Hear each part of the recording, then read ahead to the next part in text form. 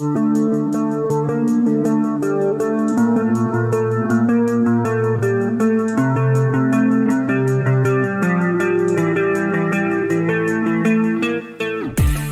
saya memilih untuk menjadi bagian dari Human Rights Defender? Karena memang saya merasa bahwa saya sendiri berangkat dari komunitas yang berada di lapangan, dari komunitas grassroots.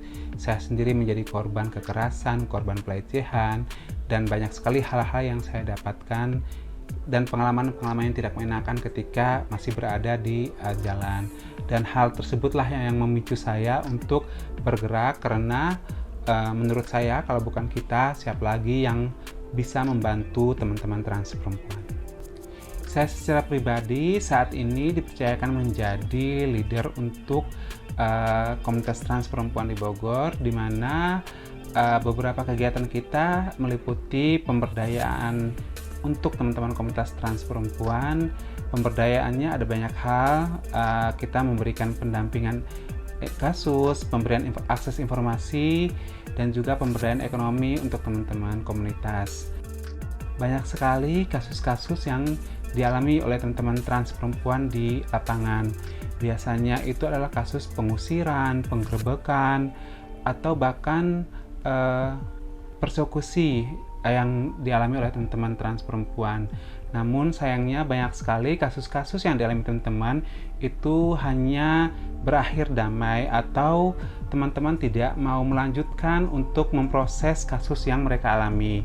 Secara edukasi, sebenarnya teman-teman itu sudah banyak yang terkapasitasi dan juga mendapatkan informasi terkait hukum dan HAM.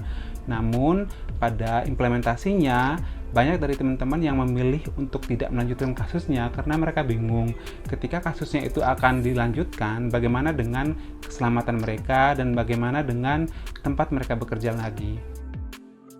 Kalau berbicara kendala yang kita alami, itu pasti banyak sekali.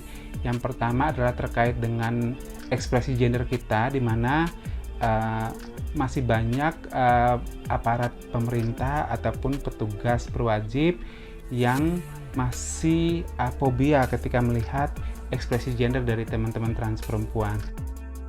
Selain itu juga sebagian besar dari kita berharap bahwa setiap kasus itu pasti akan ada penyelesaiannya.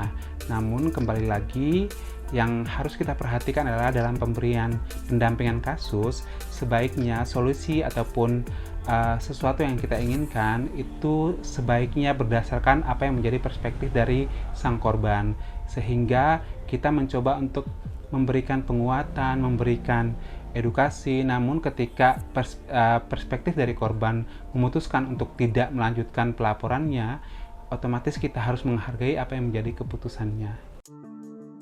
Jika berbicara perlindungan dari negara, sebenarnya menurut kita masih sangat minim perlindungan dan juga dukungan dari negara untuk teman-teman trans perempuan, karena seperti kita ketahui bahwa masih banyak sekali undang-undang ataupun peraturan-peraturan daerah yang mengkriminalkan dan juga mendiskriminasi komunitas trans perempuan.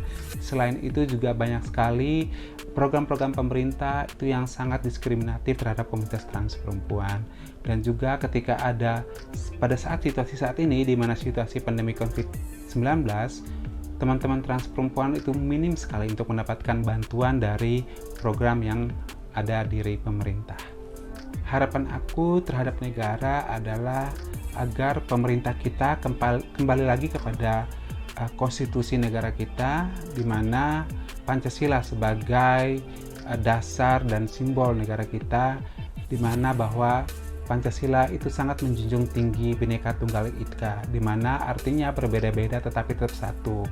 Yang kita hadapi saat ini, berbeda-beda tetapi tetap satu, itu kita merasakan bahwa simbol ataupun semboyan itu tidak include terhadap kelompok Sogi Eci yang berbeda ataupun kelompok minoritas lainnya, karena sebagian besar dari mereka itu masih mendapatkan tindakan diskriminatif dan juga tidak dipenuhi haknya sebagai warga negara Indonesia. Dan harapannya kita agar pemerintah kita lebih peduli lagi dan juga lebih memperjuangkan hak-hak dari komunitas kelompok minoritas, khususnya trans perempuan, agar lebih mempromosikan dan juga memenuhi hak asasi manusia dari komunitas trans perempuan.